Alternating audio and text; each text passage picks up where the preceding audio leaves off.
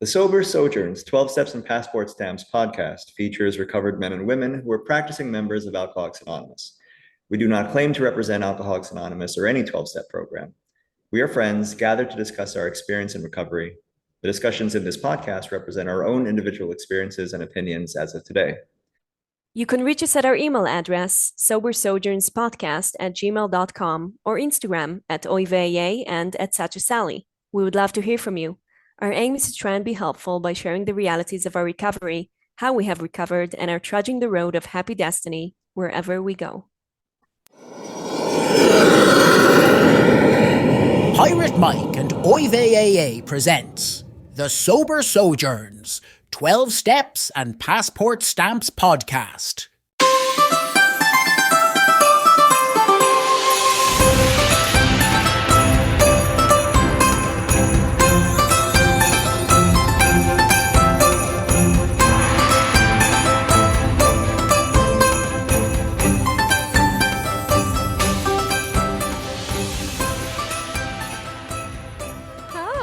Welcome back. God, every time your reaction. Welcome to Sober Sojourns. I'm Oivea. I'm Pirate Mike. Today we have the legendary, one might say, the phenomenal, and I can't tell you guys apart at all. John Barleycorn is here. What, me and him? Oh, I have no idea who even I'm talking. You guys look so much alike. Just in general. I don't know. I think if I take the hat off, There you go. I don't know. There are people on this planet who any person who shaves their head and has a beard looks exactly like any other person who shaves their head and has a beard. Like I've run it. That person looks nothing like me, but to certain people, it looks exactly like me. Yeah, hi. How are you? It is a brotherhood. I mean, we can let that out of the bag. There's a secret brotherhood. Yeah. I didn't know I was joining it when I started shaving my head, but I don't know. I definitely don't want to be actively or purposely in any brotherhoods where shaving your head is like integral to membership. I'm not looking for that. So full disclosure, let me get that out. And I was gonna make a joke about how you guys are both white people, and that's why I can't tell you apart. Oh, okay. Yeah, I wasn't sure where you were going with it, so that's I was very just good. Like, I don't know. The aspirational white person in me is like jumping for joy. Thank you for that. Why aren't you so confused? I thought you were white. I'm white, but I live in service of the Filipino, so it's there's a whole thing. Yeah. Okay. Yeah. We bonded over that t-shirt. Did we? I wasn't sure if we did or not. I mean, you showed it to confused. me. You showed it to me. Yeah. And I was like, I was like, it's the opposite from where I come from, but we're cool. Yeah, I was like, is this offensive? I bought it for $5 at a fucking thrift store in Stockton one year. And I was like, I'm going to lose enough weight to wear that one day. And now it's loose on me because God is good. God is good. Amen. God is good, but stay away from Stockton, California, because there's almost no God in Stockton. Nobody's having fun. Dude, all your Stockton listeners are going to shit over this episode. For real. Is it farmland over there, or is it mostly like, because I can't fucking tell it apart, like north of... It's mostly fentanyl. Oh, there we go. It's that kind of... Organic, yeah. They grow fentanyl. Yeah. Homegrown. Yeah. The burgeoning industry. It's California. Yeah, it's California, so it's like free range fentanyl. Craft fentanyl. Anyway, can we start with a question from me? Oh yeah, I'm sorry. Yeah. Well, no, from me. I already asked how you were, but I'm not allowed to ask yet. Yeah, no. Serious question. Why am I on the show? Idol worship. I'm like, all right, we're gonna go for the how many commandments we can break. Oh yeah. There's one at least. Did I say anything about my mother and father yet? Not yet, but we hope to reach that point. Interesting question, though. Interesting question. I feel like, yeah, idol worship is one. You're the reason we're all sober and and stay sober. And then, well, I use this podcast, and I've said this to people as an excuse to connect with people. So it's just good to see your Oh, yeah. face. I have not seen your Yeah. face like this in a while, and I've not seen your face in person in a while as well. No. So this is that, and also I said something kind of offensive when I talked to you. I'm like, yeah, we're getting all these like people who are from. I said the word interesting places, and then I said, and you're from the States, and maybe you can talk about. Well, And I realized, I don't know. I'm just guessing, but and maybe this is an American centric thing to say, but I'm just guessing out of the hundreds of countries on the planet, there are less interesting countries than mine. Just guessing, Ooh. so yeah, I didn't take it personally at all. I mean, Canada, I don't know. I mean, There's another population that Canada's just not dropped very off. interesting. Yeah, I mean, Just we lost. I've Canada. traveled Canada extensively. It's not very interesting, I like I don't know. Canada. I'm not saying I dislike it. I'm just saying I wouldn't say, oh, that's exponentially more interesting than where I live as a Oh, country. fair. But Oh, wow. also, I mean, my country's fucking massive. So it's like it's weird to talk about it as like a homogenous entity that is either interesting or not interesting because, Iowa is a state that's like as big as certain countries in the world, but like as far as I'm concerned, like just put a dome over it and firebomb it. Like it's just like 150,000 square miles of zombie movie background. Like it's just fucking pointless. Iowa, who cares, right? But then you have like there's probably some cool town in Iowa even. See, this is one thing that doesn't translate on y'all's podcast. You're both laughing, but nobody can hear you laughing. You got to just laugh, dude, because people are sitting there like, are they trying to be funny? That's a good tip. That's a good tip. I can't hear any laughter, but I'm like, I'm glad because I can see it. Yeah, So yeah, yeah. I'm vibing. So this is At like least dead I'm serious. here. The listeners are like, he's dead Yeah, serious. I'm just like, shitting on Iowa. wow, they think I'm about to like firebomb Iowa over here. They're gonna call the ATF on me. No, Iowans, you're safe, at least from me. Oh man, I feel like you're in some hot water with Iowa now. Yeah, Well, I can no, feel this the- goes back What's years happening? though. I can feel the footprint of the eagle because I mean you're talking about Iowa, but just to touch on that, like the massiveness of the country. I mean, at one point where I am was an extension of it, right? So in Right. some way, I'm still mad about that. yeah. Are you? Too soon. It's kind of like you guys never left anyway. I mean, I don't know. Right. Put some things on paper. Yeah. Yeah. We yeah, I mean, I was starting to say we as if I had anything to do with I it. love it. Yeah, he claimed Yeah. representation. We took your lumpia and the rest of the things we liked. You can No, move Oh, the rest. man. I don't know. It's hard. I think it's hard to talk about the States as if it's like when there's not like a continental identity, I think maybe globally looking at the States, Right. just like within the States itself, there's like a Texas identity, which is where I live now. But like you were here a few months ago, you traveled Texas. Like Yeah. there's a lot of Texas that's like that, like what people think, rootin' tootin', whatever, but like I've been living every moment of my life all week. This week, that's felt like 5 weeks to me. I was sick earlier. It's just been dragging this week, but every moment of my life this week, I've been living in Texas and I haven't seen like a single cowboy hat. You know what I mean? It's just like, I live in a city, it's just, there's just cars everywhere.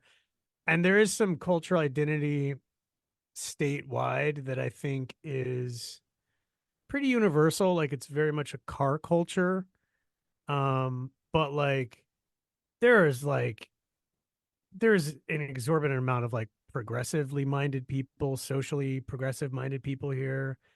There's little enclaves of like artist communities in like every single city. But then there's all kinds of, opposite representation culturally here as well.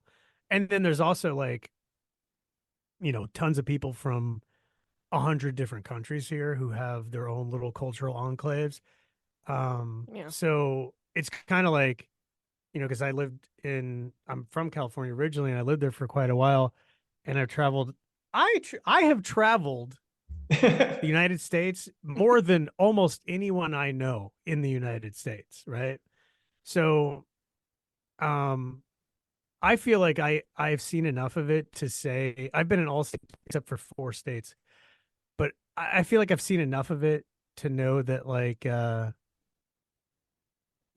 people who have never left New York, who I met, who like shit talk Texas, it's just like it's because you haven't been to Texas, you know what I mean? Yeah. But if you go to Texas and your only experience in Texas is like a fucking gas station in Lufkin or something like that, then like you're probably gonna be Yeah. like, wow, Texas, interesting, But that's like saying upstate New York is a bodega in Brooklyn. It's just these are Yes. different experiences, Yeah. I actually love that Yeah. you say that.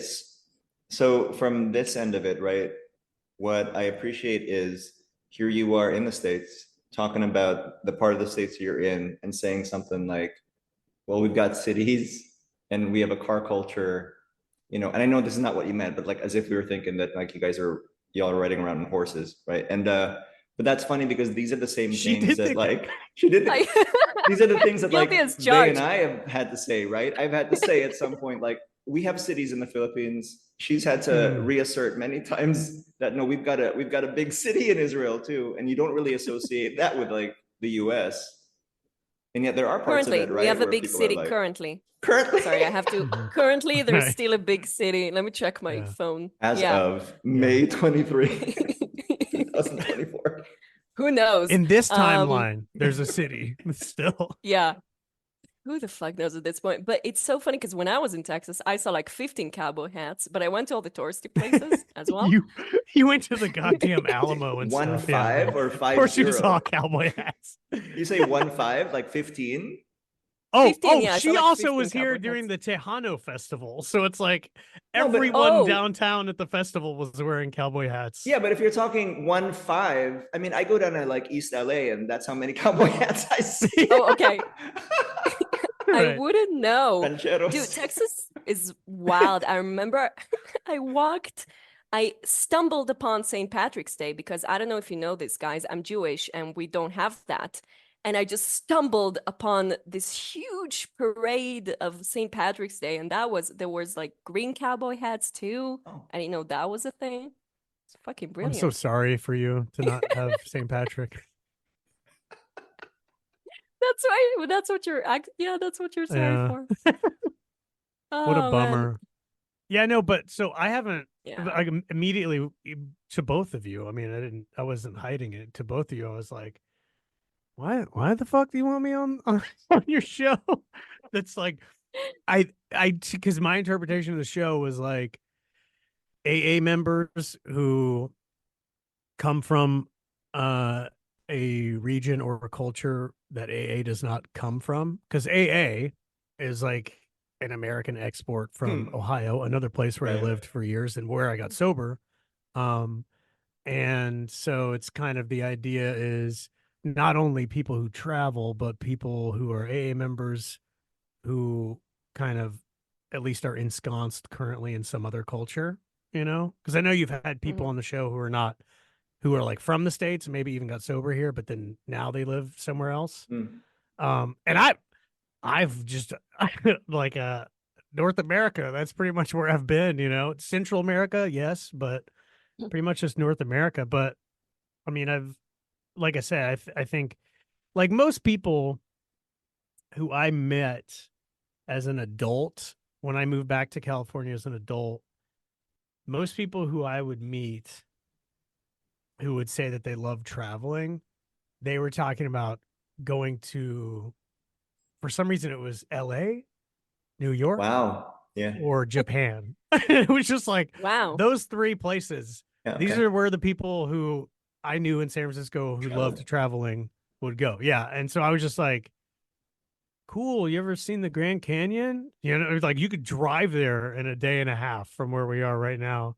They'd just be like, ew, huh? You know, or whatever. And same thing on the East Coast, you know, people would just be like, they would talk about Detroit or New Orleans like it was some like fucking, you know, outer province in the former USSR or something. I'm just like, I don't know. You could get there easily and like you speak the language and you have the money. Like you know what I mean? Yeah. It's like there's no exchange rate to worry about. You could just kind of pick up exactly where you are here. But I don't know. A lot of people they just don't tend to travel within the states for some reason. I don't know. I wonder if it's like that. I know my interpretation of the people who I've known who've lived in Israel or are Israeli, and I know them to not be like that within Israel. I wonder what's that like in the Philippines? In terms of like I mean, traveling around. are the Philippines like an archipelago? Yeah.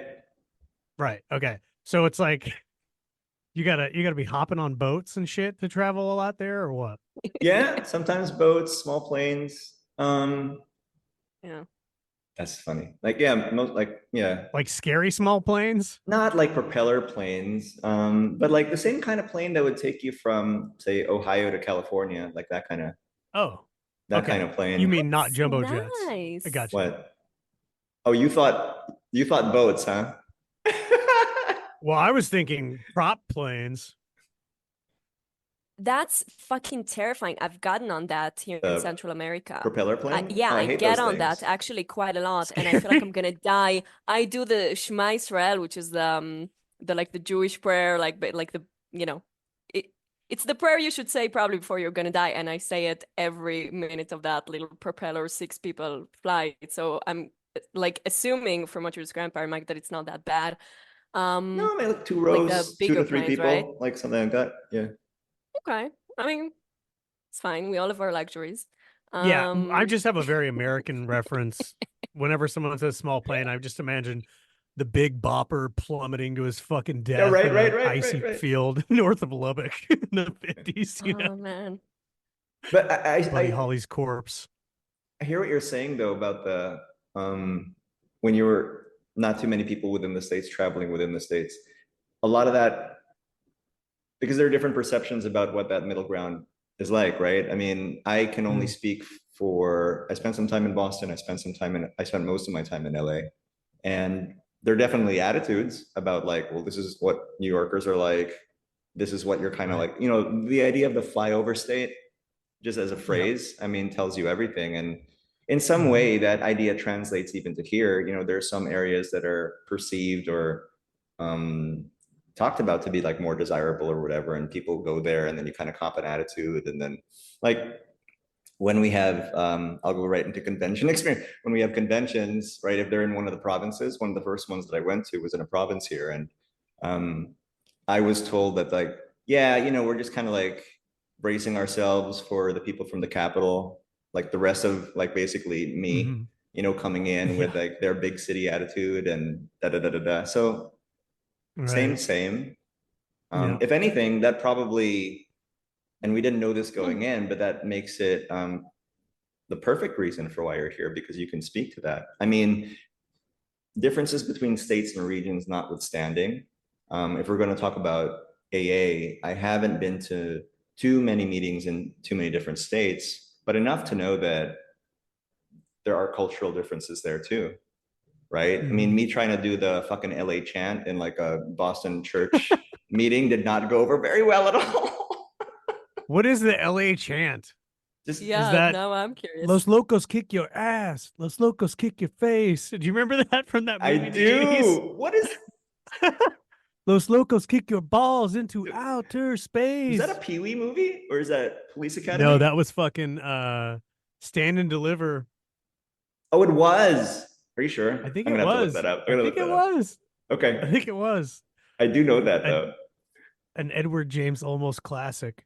Stand and Yeah, deliver. actually what you're getting at there reminds me of something that I've encountered a lot with like the Silkworth meme page or with my podcast. with people who, um,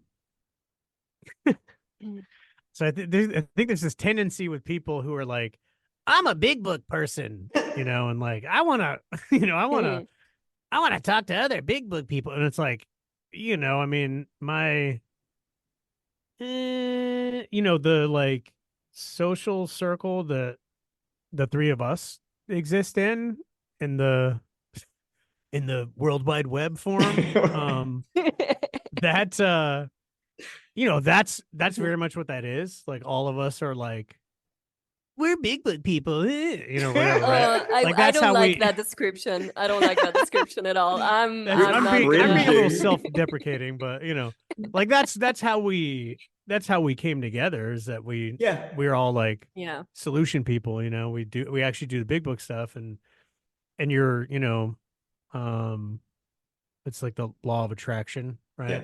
So like uh there's like when it ends there, when that's as far as it goes, like I'm like, hey, cool. And then there's this other thing where you go beyond that and you're like, but yeah, those people, they suck and I don't even want to be around them. And I'm like, to me it's like, okay, well you're totally, you're not really being useful if you're just only surrounding yourself with big book people. Like it's like Yeah. who's gonna help make more big book people? You know what I mean? Like I don't. Yeah. But there's this phenomenon that I encounter a lot, where people will like that. I think that kind of mindset, a person, they will be like, it used to be Ohio where I got sober, and now it's Texas. They'll be like, and I've heard it about different places where they're like, oh yeah, you live in Texas. They're not fucking around there. It's like the real Yeah. big book shit, right? Right, You know right, what I right, mean? right. Or like God. they would say it about Ohio, right? Or Right. like I see somebody like, Black Rhinos or whatever, and they live in, Rusty Bucket, Wisconsin or whatever, and they're like, yeah, we don't fuck around here. We're a true big book here in Right. Rusty Bucket, Wisconsin. And I'm just like, all of these things, to me, all of these things, it's like, I think what transcends what cultural differences there may be between Rusty Bucket, Wisconsin, and Laminar Flow, Michigan, or whatever. I can't, for some reason I can't think of towns right now. Nice. No, it Um, makes me laugh so much when you say like Wisconsin, because he's obviously referring to Joe Barton when he's talking about. no. Okay, here, I'll Socket Eye, Idaho. There you go. Plump Plump Tater, Idaho. That's where I'm talking about. So anyway, what I'm saying is like they either say this thing about where they live or they say about where I live or where you Right. live or somebody else. They're like, oh yeah, we don't fuck around here. Like it's just big book and that's, and this and that, and we do it the right way. And I'm just like, like, peace be with you. And like, you know, I wish you well, but like, I guarantee you that there is no pocket of this country where there exists an unadulterated fellowship of Alcoholics Anonymous. That is 100% the big book. That's just not the Right. nature of human beings. Right. That's not the nature of this constant like truth of diminishing returns in entrusting to the verbal tradition what was given to us in the Yeah. big book over the course of 90 years. Like that's just, it's not fucking possible unless you are in your little like home group in the First Baptist Church in Rusky Biscuit, Minnesota, whatever it is, in this like little town, and it's just the five of you, and you're like a literal cult, and you just like sit there and you just read the book, and that's all you do. And anyone walks in, and you're like, big book, you know what I mean? Like, it's just so. So I run into that a lot, where it's like there's this expectation or this to me a delusion, whether it's through like ignorance or like wishful thinking or whatever, but it's this idea that like somewhere there's a big book utopia, and it's like intrinsic to the place itself. It's like because it's Houston or because it's Miami or whatever, it's like that's where the big book thumpers are. It's like as if there's like this natural spring of big book thumperdom. You know what I mean? Oh yeah, and that's like from Does the that beginning, happen right? where you live too? Yeah, it does. Not so much like I haven't heard personally parts of this country where people claim to be more recovered or big book oriented than the other. But what I get exposed to more on this end is um, lineage shit. So, like 4 years ago, I did this, it was still online, right? But this weekend workshop, 12 steps in 3 days, and it was helpful to me. I'm not gonna like shit talk it too much, but part of the selling point was this like we do this exactly the way that the folks in Cleveland did. We can trace our lineage for going through the steps all the way back to Clarence Snyder. So basically, you're 2 degrees away from Dr. Bob, like that kind of shit. And I do understand from a human perspective how this thing, which has saved my life. I get precious about it too, and it does take effort for me to open my mind to different perspectives because I do hold it up to value, since it helped save my life. But in the, it's what you're saying is right on. I mean, even if you go to the very beginning of this, there was already factions. There was New York, and then there was Ohio, right? And then within Ohio, if you want to splinter it between like the old school Oxford groupers and then the folks that like, it's always been, we do it a little bit better than the other person. And in Texas, I mean, if I understand correctly, y'all have like your own fucking preamble, so that's nice. I don't know. No, there's like this. I mean, I've heard some weird stuff. Yeah. Yeah. So what are you thinking of? There's a variant of the preamble that I'm familiar with, and I can't tell you right now what the difference is, but someone was like, "Oh yeah, I know in Texas we do it this way," and then I looked it up online, and then somebody else referred it to like the Texas preamble, and I was like, "Well, that's so very Texas." I've never heard of that. I've never heard of the Texas preamble. Yeah. The Texas preamble is made with 100% Angus chuck. Like I've never heard of that. The first time I got sober was here in Texas too. So oh yeah, I don't know. Oh, Maybe that's okay. a later edition or something. not in California. Yeah, back in the 90s, I got sober in Texas. Right And on. then Okay, because I was gonna ask if you feel like because you got sober in Ohio that you feel like you somehow have the spirit of I'm closer to the whatever spring. whiskey dick Bill Wilson. Yes. But it's interesting that you kind of describe it that way because I like the experience you're describing, I had no idea that this was a thing. Like Oh. maybe just a little bit, but not really. When I went to America to AA in the States, it was like I got exposed to clubhouses, like really that culture. I got exposed You're welcome. to the Lord's Prayer and a lot of like Jesus talk, and like burned coffee. Like that was mostly like my experience. I had no idea that it was like, oh, like the New York LA rivalry, which makes sense. It would translate into AA as well, but it's also kind of bizarre. I don't know. I got to send this to you, and I'm going to do that live because I'm not going to read it on the recording because it's actually a long fucking preamble. But what I love too is at the bottom of this thing that I'm going to send you is like there's a please read it. Please read you it. really want me to read I'm it? like, oh, Yeah? why would you not read this? All right, fine. I mean, there's a little star. There's like a Texas star like stamped on the bottom of it, which I love so much. So the Texas preamble. Alcoholics Anonymous is a fellowship of men and women who share their experience, strength, and hope with each other that they may solve their common problem and help others to recover from alcoholism. So far, so good. We are gathered here because we are faced with the fact that we are powerless over alcohol and are unable to do anything about it without the help of a power greater than ourselves. We feel each person's religious convictions, if any, are his own affair.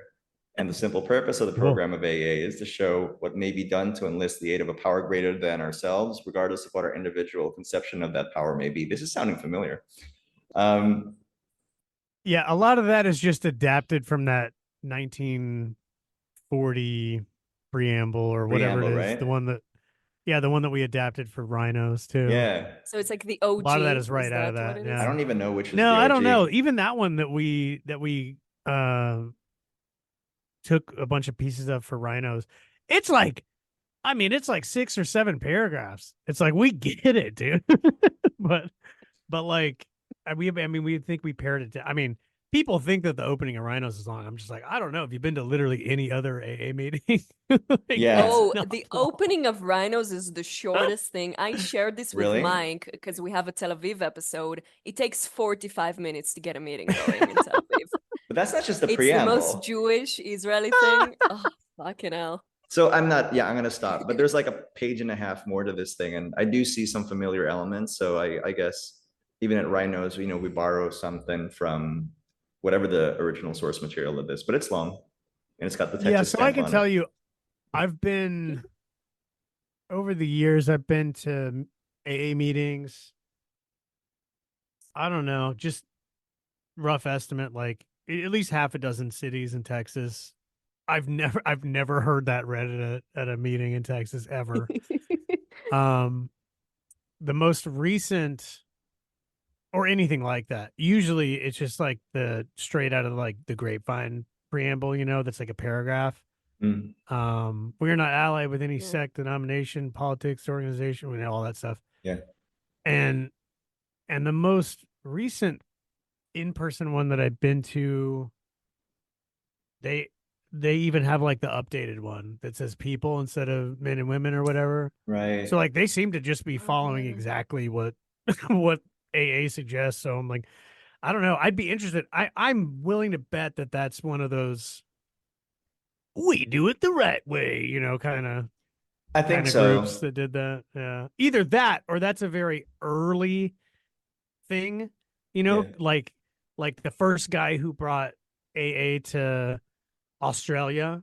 I'm sure there's like still some meeting that he started and everyone's like, this is the Australian preamble. You know what I mean? Right. Like the mother meeting in Australia. Yeah. Right. Yeah. So I don't know. Oh, I just find it absolutely absurd. It's so Yeah. funny to me. I don't, So I you don't. mentioned the openings and the birthdays. Do they not do the birthdays at the start of most meetings there or what? They literally, and we have a whole Tel Aviv episode about this. They literally yeah, it's like they do, well, they read well, this is NA also. So it's even worse because Yeah, they that's do all you all had the to say. readings. Right. Yeah, Why are we there even we talking go. about I'm this? like, we're just reading for an hour.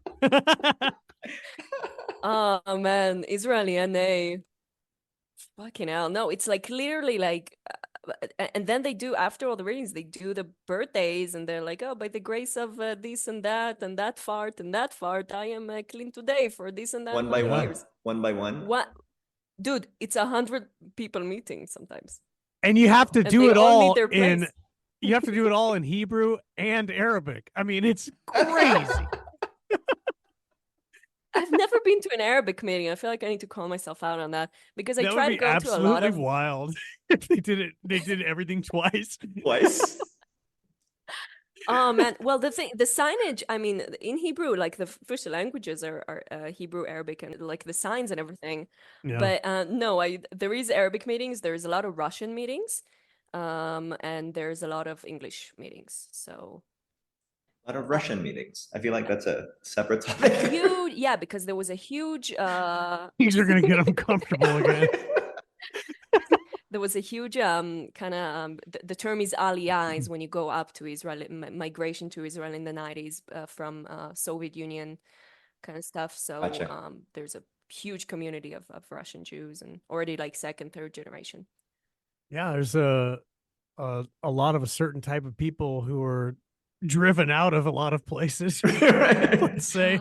Oh, is that a Let's say it thing? a nice way. I'm not gonna make any jokes about this. I've learned my Oh, did that lesson. happen? Oh man, you know how much shit we had Really? to cut Why out would because that- the jokes I've been making. Why would that happen? Why would people be forced to move from the place that they're living?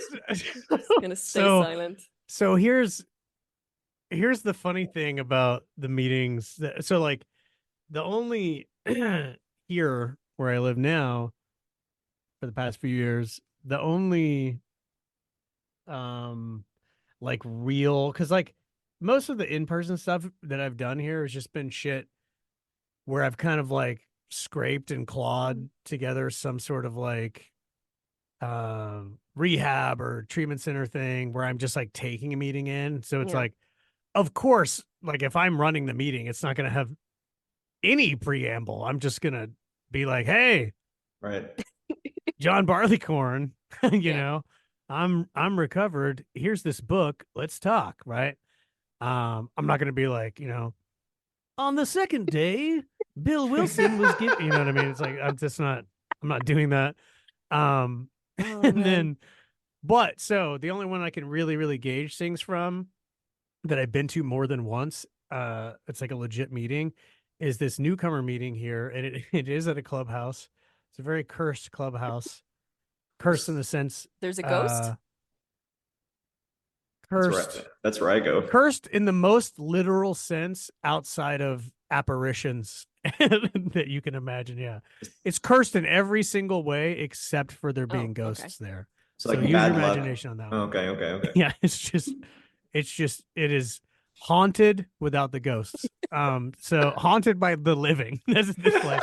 So Like all meetings. haunted by haunted by living people and ideologies. That's what this place is haunted by. So in going there, this is one of those things where it's like, if you didn't know that it was AA, you would think it was, NA or something, not just because of the excessive amount of like introductory stuff at the beginning of the meeting, but like I've the last time I was there, it was like 35 minutes before the actual meeting started Oh because they man. were doing all the stuff to start the meeting, and like they end on time every time. They end at an hour. They're just like, hey, dude, I did my fucking service. I did my hour or whatever, right? But the person who runs the meeting, I've noticed every single time that they're reading the intro stuff, they get to this, they do the preamble. They do a lot of things, but there's this piece that they read twice. And the first time they read it, and it's like specific just to the clubhouse, I guess. First time they read it, it's like, this is an Alcoholics Anonymous meeting, and we ask that you keep your shares, limited to our discussion of alcoholism and the solution offered in the big book. Mm-hmm.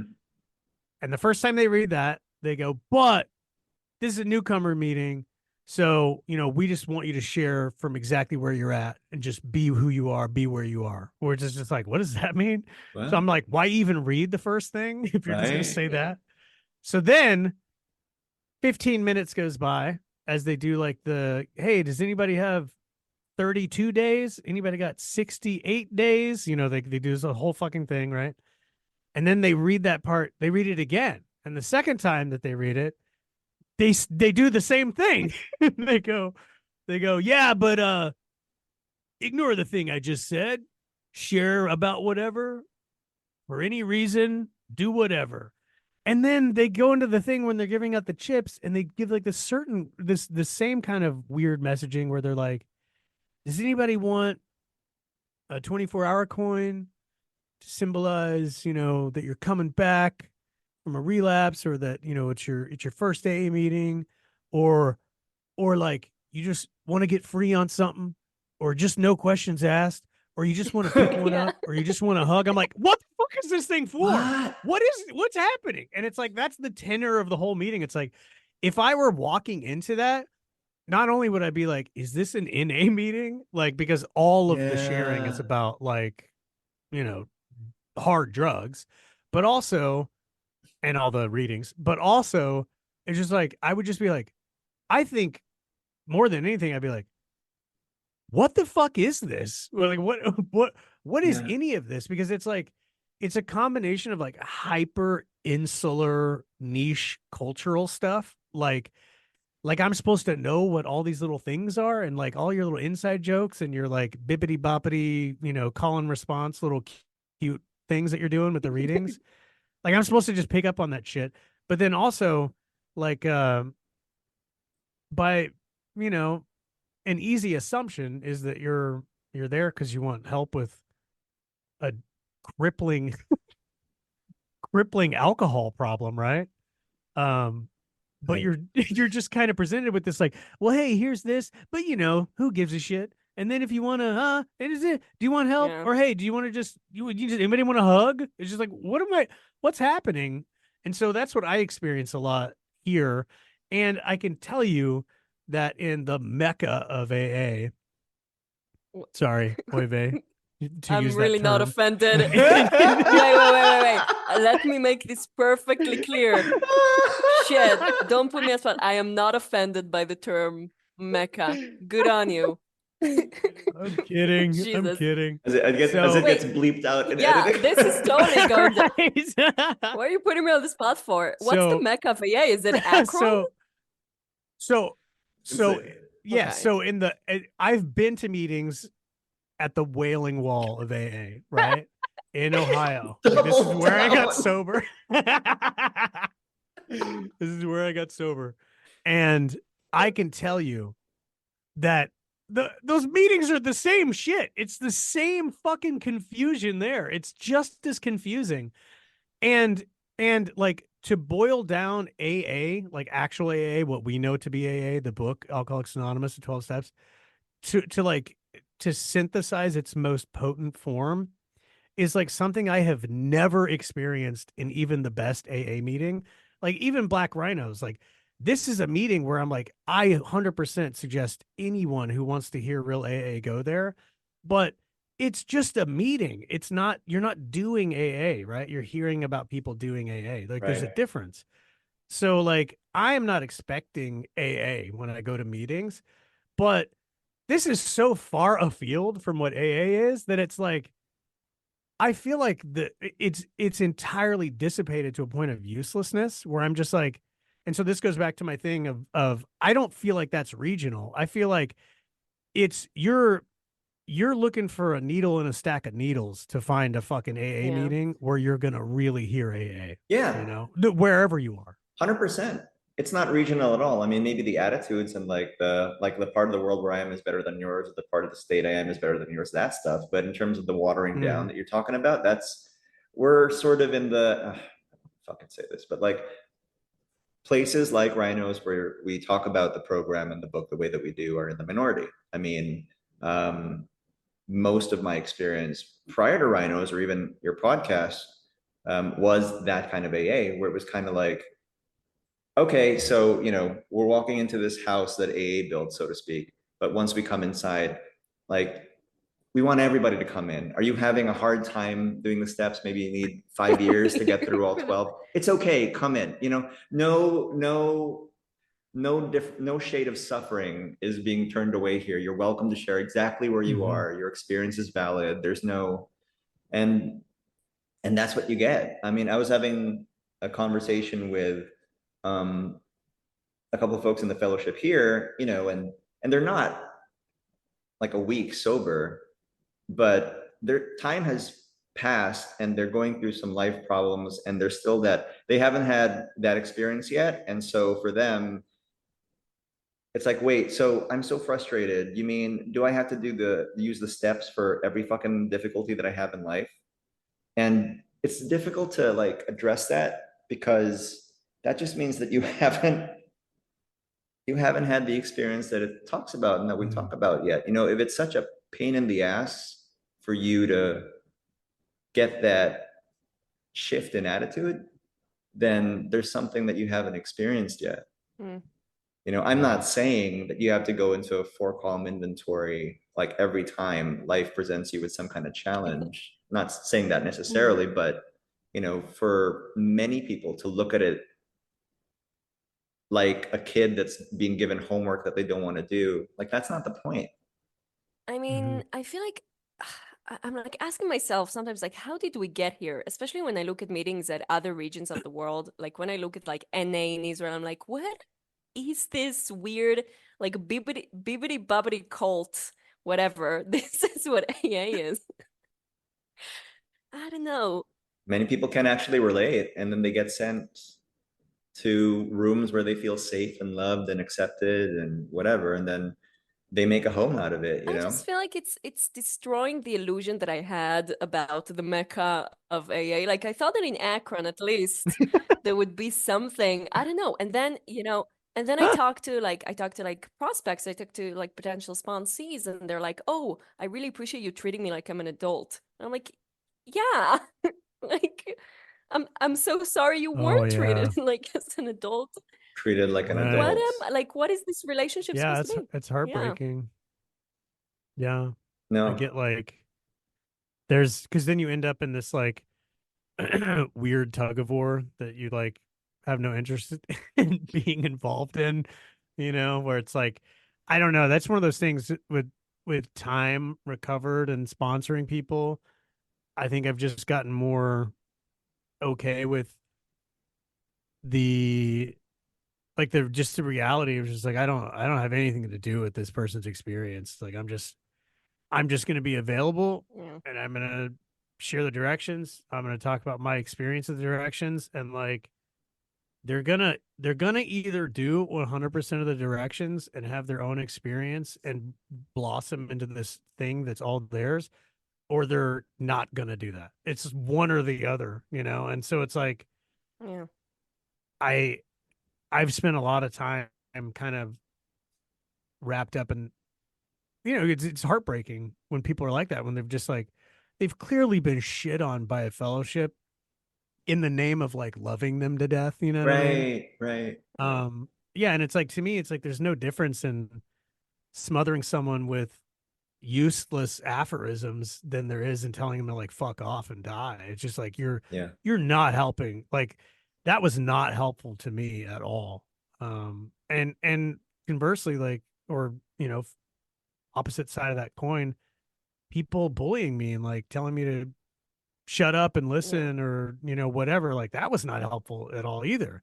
What was helpful was somebody just like being present and just talking to me about AA, and like really leaving everything else like that they wanted to say, like what these people are telling you is not AA, like not even saying that shit, just saying, "Hey, Mm, can you just look at this with me? Like we'll just do this, and then we got years to talk about your opinions about shit, and like look at all the weird people around you who are actively trying to get you to stop doing AA." And we can talk about that shit later, and we can write inventory if we have to, and you can make amends when you act like an asshole to them if you need to.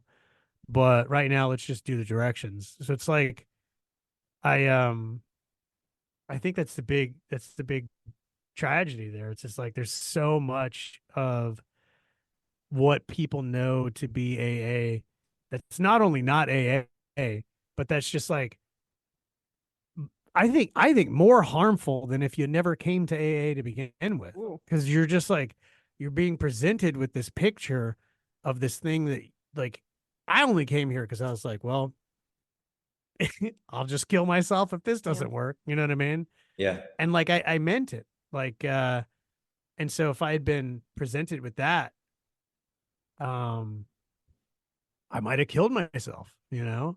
I mean, it wasn't going to help me. It wasn't going to do anything for me. And I hesitated to say Pirate Mike, to what you're talking about. Like, um, it's I don't know. It's a very specific, there's a very specific delineation for me, right? Between saying, and I think this is useful. I think it's useful to say, to a point, to say a group like Black Rhinos is as close as you're going to get to representation of like a group of people talking about being recovered alcoholics through the practice of the 12 steps, Mm, and offering you like an opportunity to hear that and to do those steps with one of those people if you choose to, right? mm. Like, I think, as far as I know, because every other situation I have found where it's like quote unquote membership is contingent upon other things. Like you got to show up, you got to sit in the front row, you got to, whatever it Right, is. right, Yeah, right, There's right. this very dogmatic approach that Yeah. comes that's like just sort of part and parcel. And for me, the delineation between saying Black Rhinos is a fine example of people who are, very human in their human flawed way doing real AA. There's a difference between saying that and being nationalistic, for lack of a better term, about we do it this way here, we do it the right way there, and you know, and like, oh, it's the real fucking thing. We come from the no fucking around place, Little Rock, Arkansas, or whatever. It's just like that's not, you know what I mean? It's like that's very much the view of someone who is speaking from a place of ego, and I don't think that it's a place of ego to say XYZ group is full of people who have recovered, who are willing to show you how to recover, and who are talking about actively applying the 12 steps. And anytime you go to that meeting, you will hear that. And that doesn't mean you're not going to hear other fucking goofy shit, especially if I'm there, you're going to hear some weird shit. But like they're actually doing this thing. Yeah. I think that that's a really big difference between that and being like, you know, goose stepping around AA meetings about how we do it the right way here or whatever.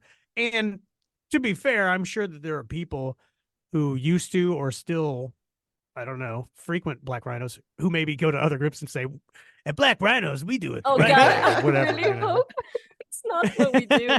Jesus, I just feel like there's such a huge like distance between the very simple realization of like, hey, I can guide you through this thing. I cannot intrude on your spiritual experience. Trying to be your life coach or your psychologist will be like, just, it will take away, I don't know what the word is that I'm looking for in English. Fuck. It would just be derogative. Derogative? No, derogative is like a derogative term. No, it would just take away from the thing. Like I cannot, it would be like, that, I don't know, it would be like Detrimental? disrespectful to you and to me and to this thing. You know what I mean? It's like, Yeah. whatever. And then where we got to, and like, I hear you talking, and I have these thoughts with myself, and I don't know if we talked about Inspired Mike, but I'm like, is there hope now that the like simple, plain language book is coming out? Like, as long as there are people who read the book. Don't get me. Oh my God. Audible groans. What's the translation like? Is my, you know, that's, I don't know. Maybe the combination of words that are presented in the text that I read helped me to get to that. And maybe that's okay, I do, now I have to like check myself.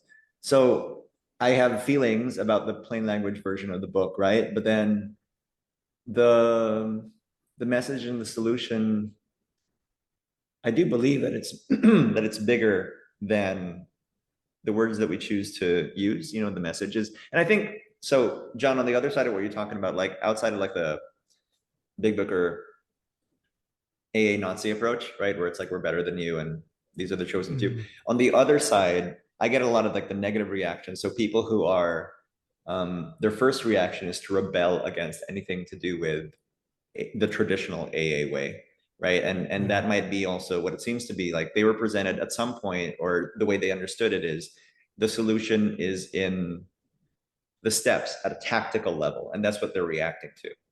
It's like the steps help you to get to an experience, but does that make sense? Like they're saying, you know, they're focusing on the 12 steps that they're written, the clear-cut directions, and they're like, yeah, but that isn't the thing for everything. And I feel like there's a problem when you start talking about the steps like they're gospel. Like that's when it gets problematic. Like they're gospel. Yeah. That's where, yeah, that's right. And we've talked about that. Like, you know, it's not the Bible, stop treating it like the Bible. Like the actual solution is, I mean, in the conversation I had recently, right? Like if we even want to go back to the doctor's opinion, it's like for the chronic alcoholic as they observed it, the solution is abstinence. But then if you have the problem that, you know, the alcoholic has, it's not simple to just be abstinent. And so how do you get to that place? And here are some directions that'll help you get to this experience where you have that psychic change, vital spiritual experience, whatever, and then that becomes a possibility for you. And like, that's the goal, right? God is my answer. God's the actual solution. That's how I'm sober today.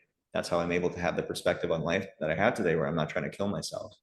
But there are a lot of people that get stuck on like the day-to-day instruction that they received from a sponsor or they heard in the meeting. And they're like, well, I'm not having this experience and I still feel like shit. So, you know, fuck these steps. We should just be more open-minded, and more people like me who are suffering on a day-to-day level, even though I've been doing this for like 2 years and I'm still on step 6. Like, Yeah. Yeah. it's not working, it's not working, it's not working. And then I get that reaction. Yeah, I see that a lot too. Yeah. I think the way that you phrased it earlier was very poignant. It's like when somebody is kind of like frogging around about like, oh, I gotta do the fucking steps about everything. You know what I mean? It's like that speaks to someone not having had the experience of the 12 steps. I mean, and it's just Yeah. that simple. It's like, I think that having a very pragmatic approach to this thing is very helpful for someone like me, especially because it's like, to use one of 7 million cooking analogies, like if like there's something that occurs in the synthesis of ingredients that are like easily understood Yeah. as ingredients, Yeah. in the synthesis of those being combined Right. with combustion and seasoning. There's something that like I can't, as a human being, like as a fucking hairless ape, I can't like make that thing happen. Yeah. There's something that occurs between those ingredients and heat being applied to them that like I can't make happen, but I can do all of the little pieces that make the thing happen. Yeah. Yes. Like they all come together in some transcendent thing that I can't create, but I Yes. can take the steps to make the thing happen. And like, I think when the steps have been the 12 steps and this, not the recipe step. So the 12 steps, when they've been presented to you in a very pragmatic way, where it's like, I'm going to show you how to do these things and they're going to produce this result. And the result is going to be a spiritual experience that's going to look exactly how it should look for you. And it's not going to look how it looked for me or for Pirate Mike or OIVAA. It's going to look how it needs to look for you. Right. Now, when you do that and you do all of the steps, again, like, there's people who do 100% of the directions and then there's everyone else. So when you do all of these directions, and you get to the other side and you're taking other people through the directions, because that's In the directions. a big piece of the last It's a direction. big piece of it. Yeah. So when you're in that place and you're at a place of daily living in 10 and 11 and you're daily active trying to at least find other people to take through the steps, it is impossible not to eventually, on a long enough timeline of doing those things, especially 10, 11, and 12 daily, it's impossible to not reach a place of cohabitation with the idea of, oh, the steps just are how I live. The steps are not, I need to go do a thing about a thing. Yeah. The steps are these are just the directions for daily life. And this is just less a liturgical thing, less a structured, like, line by line thing I need to follow to the T every time. This is more about like, this is the spirit in which I approach life. Yeah. Yes. These are the principles that I try my best to adhere to and that I seek to educate other people on. And in turn, like I reap the benefit of teaching, which is learning. In this case, like more than anything, I learn by teaching this. And like, it becomes, this is the thing in the book, I'm not a fucking genius, I didn't just make this up, a working part of the mind. Yeah. Like, so like, yeah, to your point, which was, again,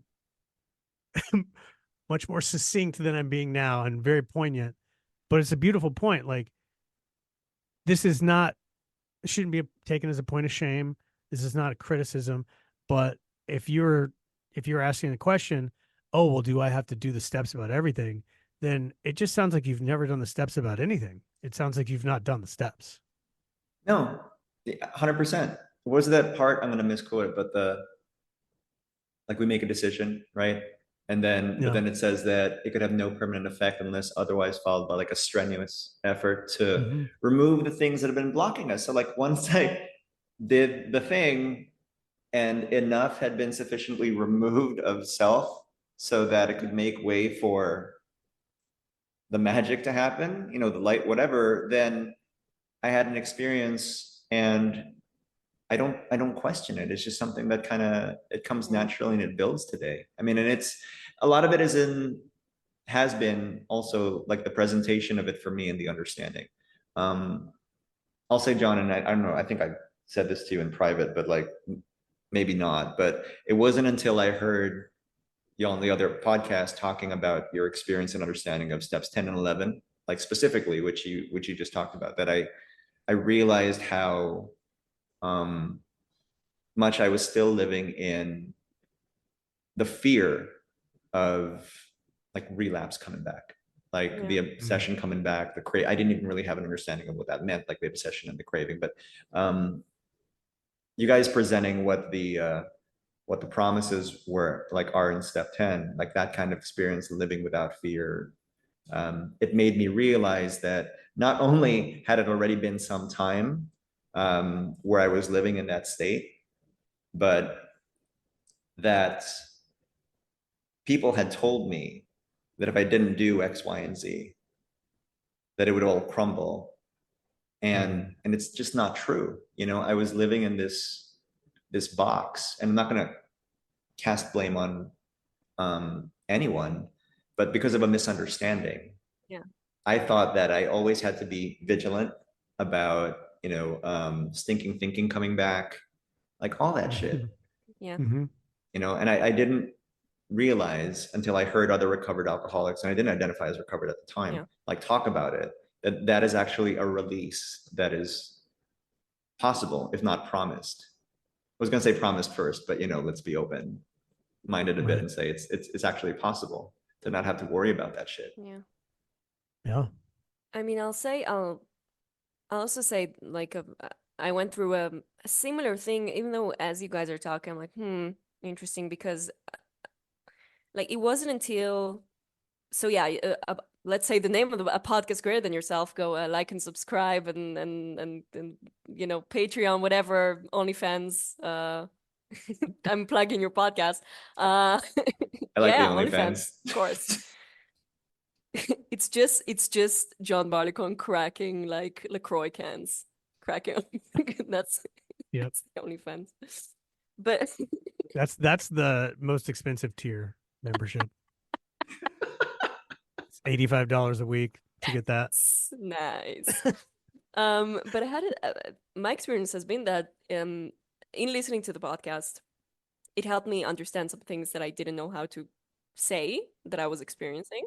And also, it wasn't until I started talking to other recovered people, because I felt, and I think John Barcon, you used this when we talked about, like, I felt a bit in like a desert island, like a deserted island, and like I felt very far from it, and I didn't really encounter people besides like listening like to this podcast and be like, interesting. And I've listened for a long time, way before we even met each other. But it wasn't until I talked to some recovered people and where I realized, oh, like, like maybe my experience, I'm not even really sure how to put this. I, after being recovered, not even knowing I was recovered, felt like everything was falling apart again. And I think it was because I misunderstood what the steps were. And I did treat it as gospel. And there was that part of me who was still hanging on out of fear to, you know, the meeting maker culture, or to, you know, I need to be, as you said, Mike, beautifully said, that vigilant part. And I needed to kind of kill that, the meetings, the steps, having gone through several experiences that were really difficult for me. I'm like, oh, this is some things I'm just like, yeah, this is a great thing for living, and it cured me of my alcoholism. But I need to, you know, look at it a certain way and be like, okay, like, because I got disappointed when it didn't solve things that were like really, they're unsolvable. There's not enough, and I keep saying it, there's not enough 10 steps I can do about this war, you know? Like, it's not gonna, it's not gonna do it. Like, it's not gonna, I can create an ideal around it, you know, which we spoke about, and I had gross misunderstandings about the 10, 11, and 12 steps because it was presented to me like that. Um, Like the paper is going to solve your problem, right? Like the physical act of writing the Is gonna, inventory, yeah, like staring at the words is going Right. to solve the problem. Yeah. Yes. and it's not. Yeah, I think it's like you get off into this territory, sort of following that line of thinking. um you where you'll hear someone just be like, well, how do I be a recovered alcoholic at work? Or how do I be a recovered alcoholic parent? Or you know what I mean? It's just like, I'm sorry, what? Like I feel like it's just like we're making AA everything now. And it's like AA is the fucking ticket to the show. It's not the show. Yes. Like Yes. we're Amen. supposed to be Oh, that's a out great way to fucking out put in it. I love life. it. You know what I Right. mean? Like Love Yeah. it. we got you Yes. got a ticket, take the ride. Like hop on the ride, dude. Yes. So many people are standing in a fucking line of their own imagining as recovered people, and they're not taking the fucking ride. They're just Right. standing in Yeah. line forever. And it's like, I got the ticket, and it's like, cool, dude. You gonna stand here? Or okay, I'm gonna go get a corn dog and a funnel cake, and I'm gonna be on the fucking ride, dude. Yeah. So like, I think a lot of people do have this idea of like it's a utilitarian thing where it's like, I use AA for this. Okay, now I'm against this problem. Now I use AA for this. And it's just like the ticket is to life. The Yeah. ticket's not to being a slave to a specific type of like approach to spirituality for the rest of your life. I think that when we get into the 10 and 11 stuff in the book, and in 12 too, in chapter 7, it makes it really clear, like, dude, go out into the world, have different experiences, like Yeah. do this even in the later chapters, like the chapter of the family and stuff. Like, go be useful in your community. Like, take this stuff when it says like take this into your work. This isn't like asking you to be a psychopath and go talk to your boss about the traditions and how can we apply the traditions here. Like, it's not, it's asking you to be a normal person, just like recover, be God reliant, whatever God means to you, Yeah. help other people, and like clean up your shit and try not to make a mess of things. And like, if you're doing that, then you're doing AA, and like, you're just supposed to live that way. It's life, dude, Yeah. It's And life. like, Yeah. that's what it looks like to apply the steps in quotes to everything. Now, there have been many things in my life where I've done, like you're talking about, tons and tons and tons of inventory on something and tons of 11 step on something. And like, you can write 100 years on a tumor and the tumor's not going away. You got to fucking do something. So it's like, there is a form of escapism in waiting in that line Yeah. Yes. that exists in the idea that like, I'm doing AA, I'm being AA guy. And Yeah. it's like, cool, AA guy, you're actually not doing AA. You're locked into a system and you're just focused on the process rather than taking the ride. Part of Yeah. the ride means you're going to be scared to go to the appointment about your tumor. Ask for God to remove it and walk through it and go fucking go to the Yeah. appointment. And maybe you'll get some treatment. You know what I mean? It's like, and that's kind of like at every piece of our life. And I think that that's what we're supposed to be doing. I think so too. Asking God is how's it written? Our real reliance is upon God. I mean, Yeah. and that's kind of the key for what you were saying. And in the past, I have been guilty of having the attitude where I didn't see as the steps as the way to God. I saw the steps as like my real reliance was on the Yeah. steps or the traditions. And Mhm. I actually know like some people who will do that. They'll take the 12 traditions and try to apply that to like their work life or their married life. And I see like if your reliance is still upon God, but you see value in these ideas, right, that kind of help you get there, Mhm. then cool. Use the ideas that help it all make sense for you. But then it can also very quickly be misunderstood as now the steps and the traditions are gospel. right? And Yeah. it's not about God, it's about the directions more than anything else. And so there's a difference in me, like, this doesn't translate because we're not doing video, but if let's assume that, like, so God is up there for me, and if I'm taking the steps to get there, it's a very different perspective from like me being, looking down at the trenches, thinking like something magic is Yeah. going to happen just by the fact of like I'm taking one step in front of the other. Well, and every tier of like surrender in that endeavor kind of takes you further and further up that. So it's like, Ideally, the idea of like, I'm not going to walk out the door, leave the studio, walk out the door and go to the car and like contemplate like how any of the insects or like whatever that I pass by are like thinking or feeling. Like it's just not going to occur to me. You know what I mean? Just like some like whale in the ocean that's like way more majestic and massive than I am is not fucking thinking about me and how I'm doing. Like, but there's a different level that you're at where it's like it's not like a spiritual pyramid scheme, which I think is another thing that people kind of buy into. It's just this thing where it's like I can see worth and value in like people who have done this longer than me and who seem surrendered in areas where I don't feel surrendered. And I can see value in their experience and knowledge around that stuff. But that doesn't mean that I can like take a bite of that apple without going through that shit myself. You know what I'm saying? Like yeah. I have to go through it. I have to be brought through it. And like, and this is a big mistake I think that I made in early sponsorship a lot where it's like, I know what the apple's going to taste like for you. Let me make you a pie. Let me make you apple pie. We'll shove it in your face, make you eat it. You know what I mean? And it's like, this is a thing. It has to be self-starting.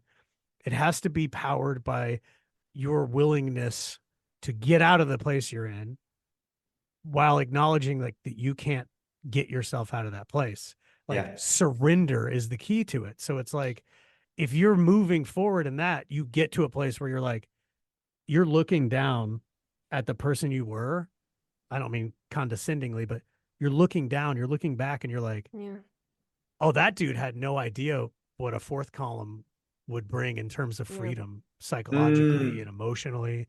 That dude had no fucking clue what it was like to like go sincerely apologize to someone and make restitution and have true freedom and wake up and not have that weight just fucking bearing down on you. And so I think just like as we go through the steps and we experience those new things, living as surrendered as possible, continuously living life, not living like holed up in some fucking clubhouse, living life, experiencing this shit and sharing with other people in like an honest way about like where you're actually at, Yeah. That's how you can really be helpful. And that's how you really grow. And that's all about living based in spirituality, not AA. You know what I mean? Yes. AA got me there. Yeah.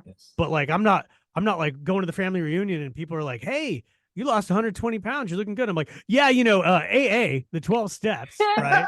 So here's the deal. You know what I mean? I'm just like, yeah, I don't eat like a fourth grader at a fucking birthday party every day anymore. That's kind of like the opening salvo. And then, we can get into it. I want to talk about spirituality and how I rely on God around food now. But like, I don't go into the world like an AA psychopath wanting to talk about. But the thing is, this is the most beautiful thing about AA, and I'm going to shut up. But to me, the most beautiful thing about what AA actually is the freedom to fail and the freedom to be a fucking idiot. Because the book tells me, dude, go out, go try stuff. There's no wrong way to seek God. Guess what? You go and you try to be the psycho who's like crowbarring in the 12 traditions at work, and people like kind of side eye you and go, wow, John's kind of fucking weird. What was that autonomy shit? You know what I mean? And then you're like, huh, okay, maybe I'll keep that weird QAnon AA shit to myself and not sound like a psycho and not force my shit on other people. And I'll just do it myself. And like, maybe that'll make a more harmonious union at work. Like, you get to learn, like, because true AA doesn't limit your capacity or your ability. All it does is it says, here's a guide to have an experience. And then, yeah, there's all the accoutrement of like the traditions and the steps and the directions. But really, it's like, go do stuff, go live life, because Yeah. we need an Oy vey. We don't need another John Barleycorn. We need a Pirate Mike. We need whatever that's going to look like for you. Somebody's going to benefit from that in a way that they're not going to hear me and feel the same thing, right? I mean, Anyway. hey man, dude. First, I love everything you said, and I love how in this weird ass mashup of a podcast, the part Mike you and I have going on, this is the perfect kind of thing to talk about. Especially the ticket allegory here, because this is about, Yes. and we keep going back to it. Is just live your life, please, please live your life. Hmm. And Mhm. something that I try to kind of explain to people I work with, and just kind of like, when people eventually at the end, at the bitter ends, understand that I am in AA, or it comes out, they're kind of surprised at how like I'm just like not, because there is this also like reputation of AA that I'm like I'm gonna sit in a meeting and claim my seat for the rest of eternity, and it's not that. Yeah. And I'm like, yeah, whatever. If you know someone whom I want, you know someone to talk to, like, let me know, whatever. Like that's what I try and do. And yeah, they're also shocked by it. I don't know what I'm even saying. I don't know if I can even follow up Yeah. on Well, when this. people when people find out that you're in AA, but you haven't spent the entire conversation talking about AA or being like a sad bastard, like they're usually like, oh Hey, I shit. take great pride in being a sad bastard. Cheers to that. Hell Oh yeah. man. Well, let's all put on some Bell and Sebastian and be sad bastards. Okay, just in case. I do have some questions. So the first thing that came up for me as we were talking is to ask you, because we usually ask some questions about like more touristy questions, because again, this is a weird mishmash of like an AA like sobriety podcast, and also like a travel podcast, because who knows what this animal is at this point. But I was gonna ask you travel things, but before that, I'm thinking if you could like take like create the wet dream of like an AA member tour of US AA establishments, Oh, damn. what would that be like? That is a tall order. Oh man, God. I'm because I have some excited. ideas. I want to hear you. So like flesh that out a little bit more. Tell me tell me what it is I'm supposed to be establishing here. Okay, Like if you need an to create, itinerary. yeah, if you need to create an itinerary, like for let's say, we have Christians going to like the Holy Land, and they go to very, very specific sites. So if you were to be an AA Christian, as I'm assuming all AA members are, because of course, like, Right. what the fuck are you even doing if you're not? I'm Um, Buddhist. Right. yeah, if you could create that for like AA stuff in America, that's a ridiculous question. I apologize. Yeah. So I would say that it'd be like a weekend crash course, right? There we go. First, so we'd start by we'd pick you up at the Greyhound station downtown. Oh, I love where Take you're you- gonna take this. Okay. Yeah.